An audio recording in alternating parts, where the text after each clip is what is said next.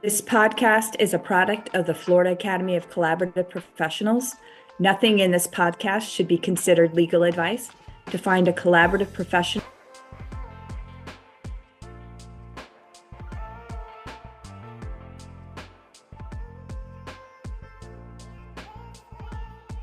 I'm Catherine Eaton, a collaborative family law attorney and a member of the Florida Academy of Collaborative Professionals. Today's guest is Rosaria Upchurch. Dr. Upchurch is a licensed marriage and family therapist with 35 years of clinical experience, specializing in couples, and 15 years of teaching experience in master's and doctoral programs. Her practice includes evaluations, supervision, collaborations, mediations, training, and psychotherapy. Her areas of emphasis in her work include marriage, divorce, couples and family therapy, multicultural issues, trauma, chemical addiction, sexual addiction, infidelity, sexual abuse, and conflict resolution. She's a credentialed collaborative mental health neutral and is actively involved in collaborative family law matters, including leadership roles. She is fluent in English, Italian, and Spanish, and we are happy to have you here with us today. Thank you for being here. Thank you so much. Good day, everybody. I'd like to start our conversation with asking you how you became involved with collaborative. So, I gave a little bit of thought to that because I knew you were probably going to ask me that. And what I came up with was that for me, getting involved with collaborative was really a no-brainer. Because, first of all, I come from a culture, I was born in Italy, that is very collective in the way that problems are solved. So we consult with our family members and people and that assist us in resolving things that go on in life. But also, my whole orientation has always been the whole family coming together to talk about things, the group approach, the community approach. That's always been something that I have valued. And so when I became aware of the collaborative process through a colleague, I immediately wanted to get trained. And I'm so glad I did because I was able to move right in and find very satisfying work. And so I have never regretted it. Well, talk to us a little bit about what your role is and what you do in the collaborative process. So in the collaborative process, which of course we know has typically is made up of a team of four professionals, two lawyers, a lawyer that represents each member of the couple, and then the financial neutral that sort of gathers and looks at and puts on the table all of the finances and things that the couple owns and helps them think through, and we all assist in how they may want to divide their things. The mental health professional sort of looks out for the process to make the process as least wounding as it possibly can be because, to say that divorce of any kind is a walk in the park would not be true.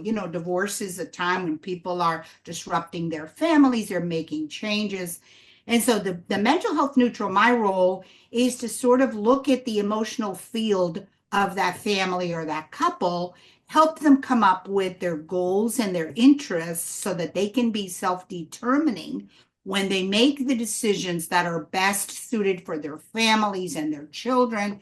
We help them think through the kinds of things that are important to them so that, like, if one person wants to, keep the house and the other is not that interested in it, if it's in the best interest of the kids. And then we also help them with parenting issues like parenting plans and the kinds of things that they need to do to make sure that they're doing right by their dependents when they get a divorce. Sometimes it also includes adult children who may have disabilities, aging parents can also come into that. So we try to help them navigate the murky waters of divorce and hopefully get to the other side as unscathed as they possibly can be, and try to remember that they're uncoupling, not unfamilying, so that they do right by their families. So when people are in conflict, and I'll just use that word because they're getting a divorce, they've decided they need to uncouple, they don't want to be together.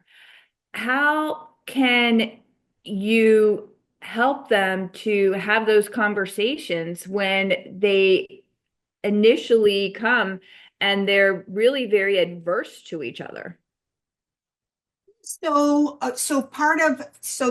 Usually the first meeting that we have with them is I do, and I'm assuming others do as well. We have individual meetings with each one so that we can see, for example, where they are in the grieving process of the loss of the marriage. And sometimes the couple is really sort of on the same page. They've reached a decision that this is the right thing for them to do for whatever reasons they have.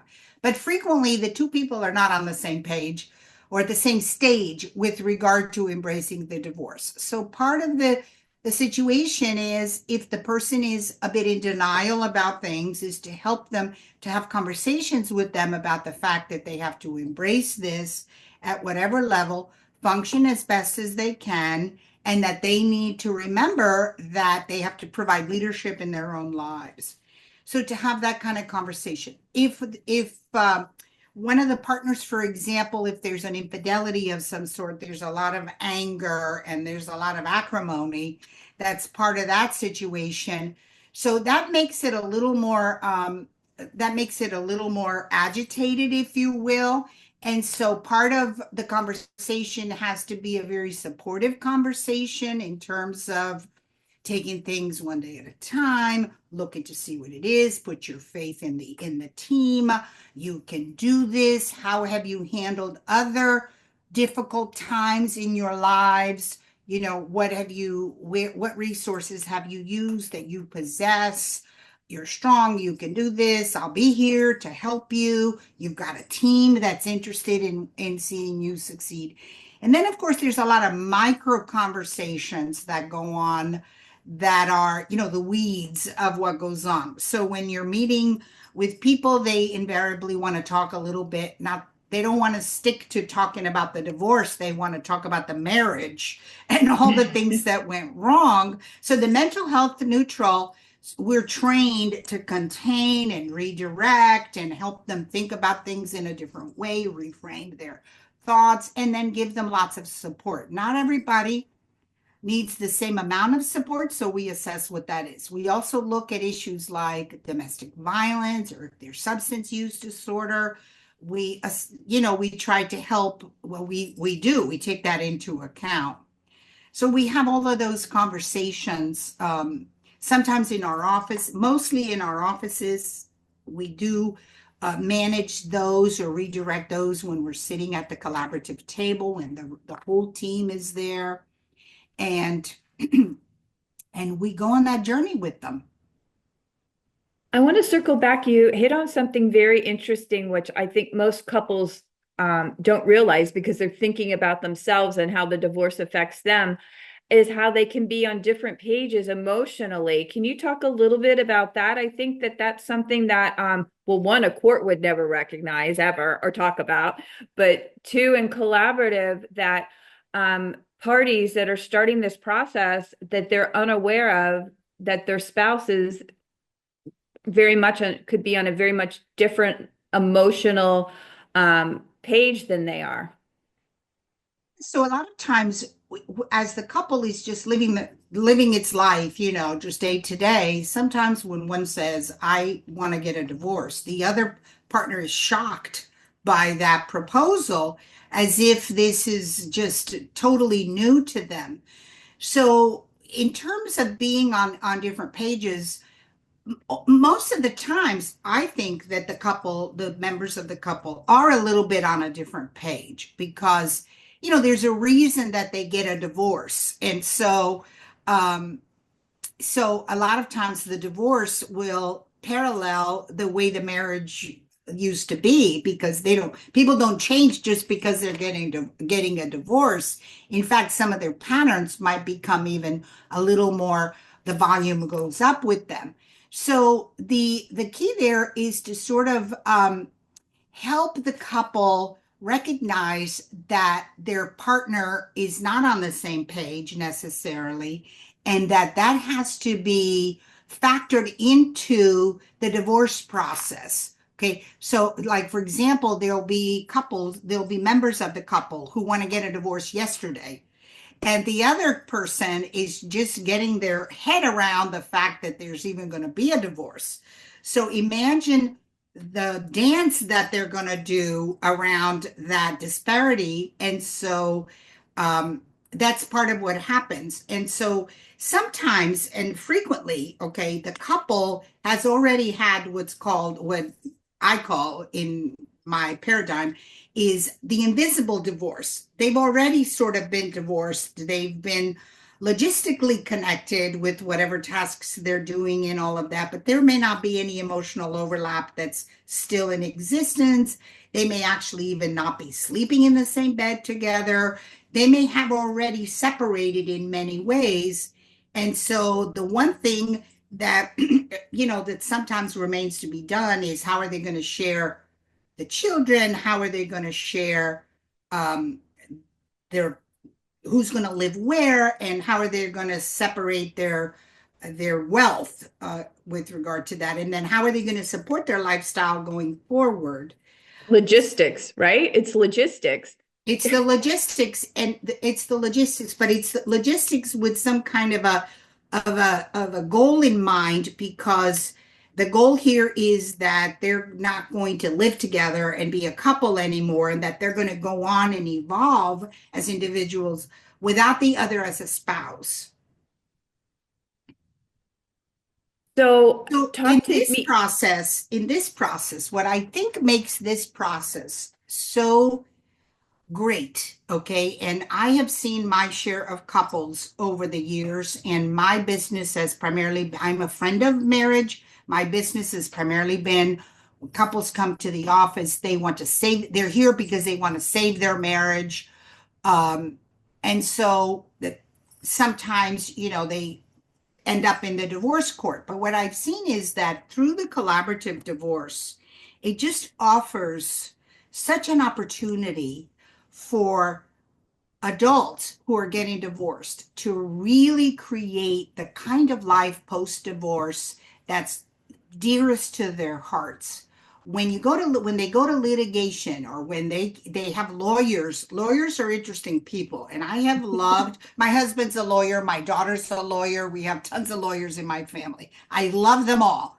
Okay, but lawyers are trained to be confrontational when they're litigating, and so lawyers have to do their jobs when there's litigation. And what they do is they dig up all sorts of things that need to be dug up. Well, that's not always in the best interest of the couple. What's in the best interest of the couple is to keep the fighting to a minimum during the collaborative process, so that you don't do more damage that then may or may not get repaired post divorce.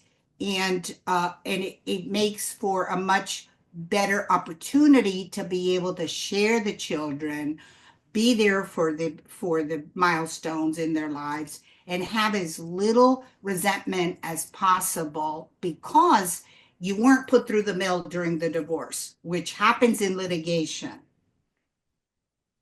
That's so true. Talk to me about how you can help the couples with figuring out the children's issues. Because now the law's changed, as you know, that now there's this presumption of 50-50. So people think, oh, well, that's already been decided. But explain how there's a lot more decisions to be made and how you can help in the collaborative process, help the couples to co-parent once they're divorced. So, so the laws, I have seen the laws change over the years. I used to feel many years ago that men sort of got shortchanged when it came. I've been in this business for so long. I've seen a lot of things. Men used to sort of get a little bit shortchanged when they really wanted to be more involved in their children's lives. And the parenting plan didn't really allow for that. And they would be very crestfallen about it, because men love their children, very much, and they want to parent their kids. So the thing is that when you have to have a parenting plan, and that's always required by a judge if you have minor children, because if anything goes awry, you want to have an agreement that you can fall back on. But when you have a parenting plan, part of what can happen through the collaborative divorce is you can really be creative with the way you do your visitations. When kids spend the night, if you don't live close to each other, you can make some different arrangements. And so it really is up to the parents to decide how they're going to share the children.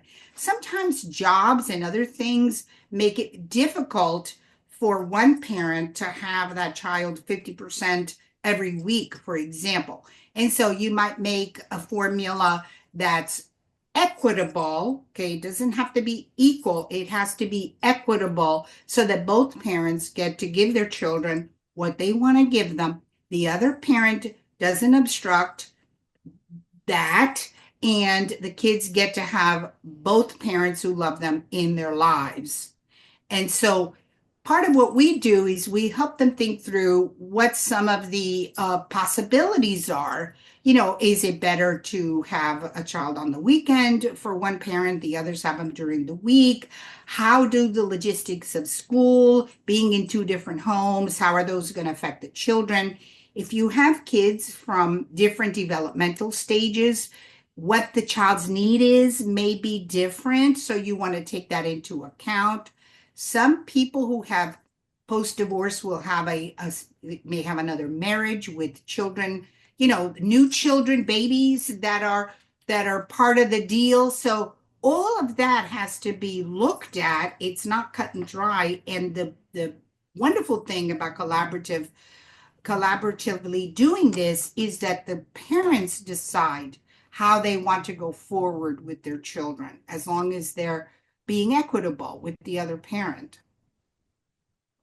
That's so true. I think, can you talk a little bit about how collaborative is different in that it's the parties who make these decisions, even though there's, four professionals there helping and supporting, that the professionals are not making the decisions, that it's really the parties. Can you talk a little bit about that? So it really is the parties depending on what the needs of their children are. I'll give an example. We had a case where the two people were getting a divorce. The husband wasn't too keen on it. The wife was the one that wanted the divorce.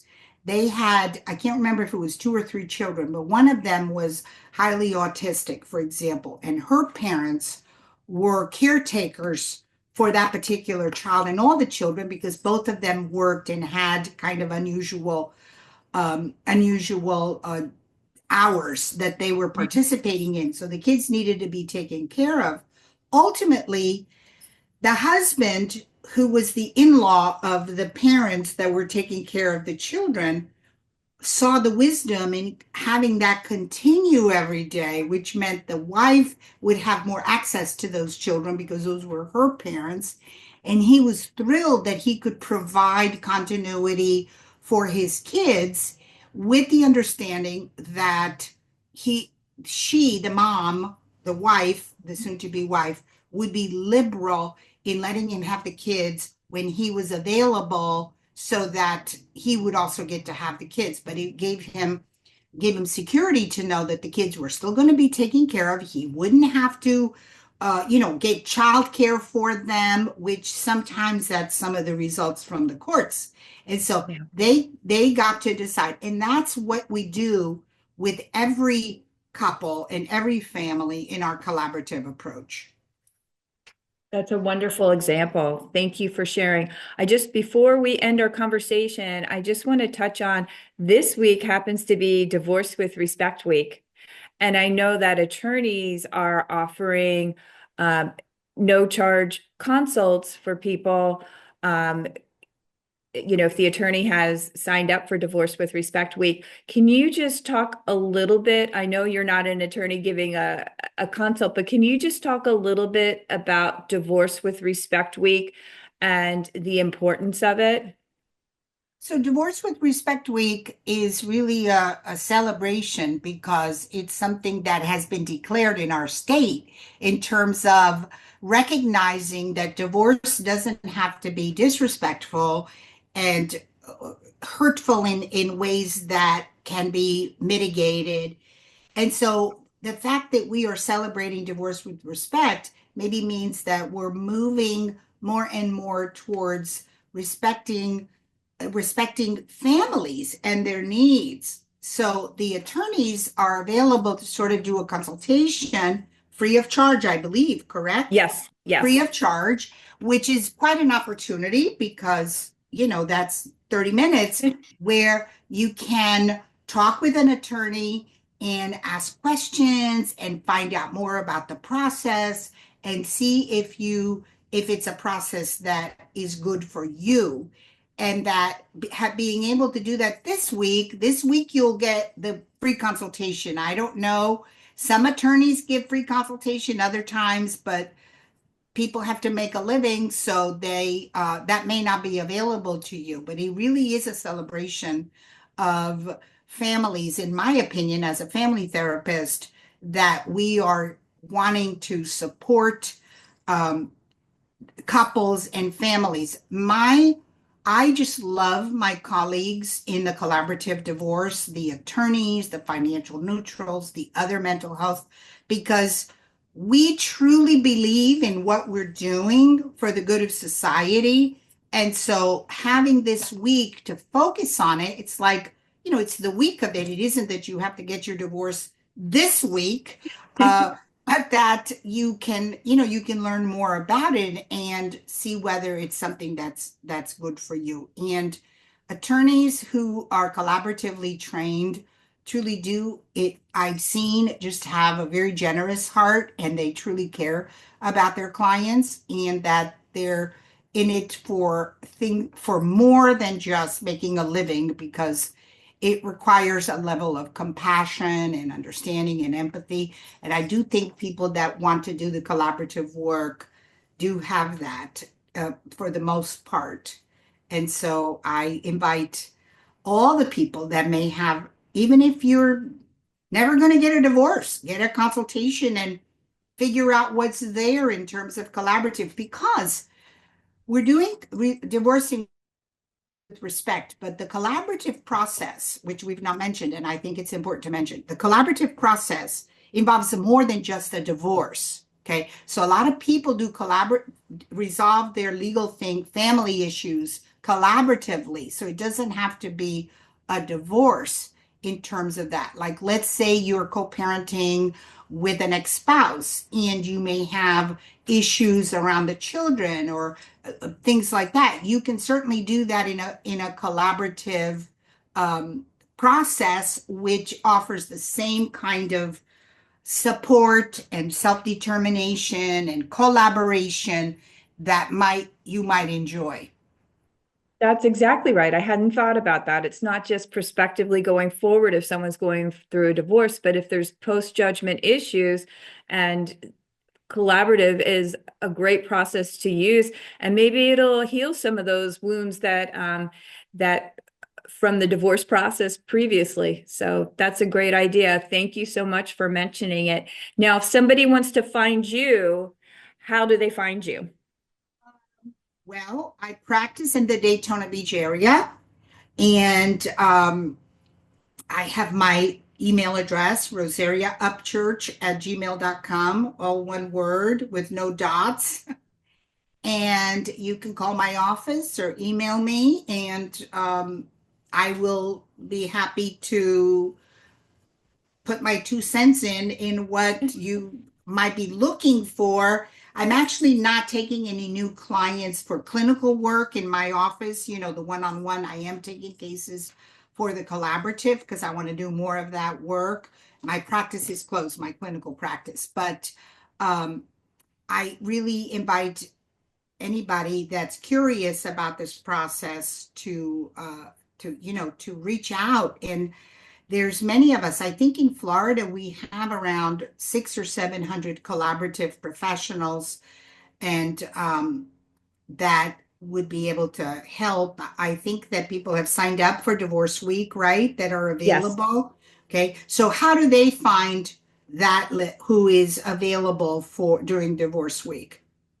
There's so they can go on the FACP website, and if you just type in Divorce with Respect Week, it comes up easily.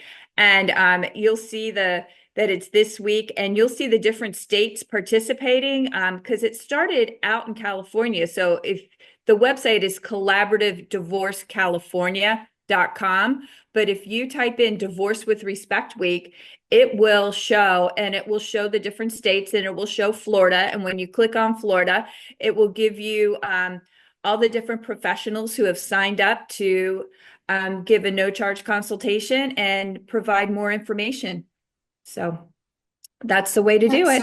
so I just before we go, I really just want to underline something that I hope has come through this conversation, and that is that couples and family matters that are resolved, and family matters that are resolved collaboratively, really put the power and control on the people seeking the divorce or the family matter resolution, as opposed to a judge that just rules on the way it's going to be. So if you want to have control over the outcomes of your own life, with privacy on top of it, because I don't think very few documents have to be filed when the petition goes to the courts, so that you have your privacy, but most importantly, you have control over the outcomes of your situation.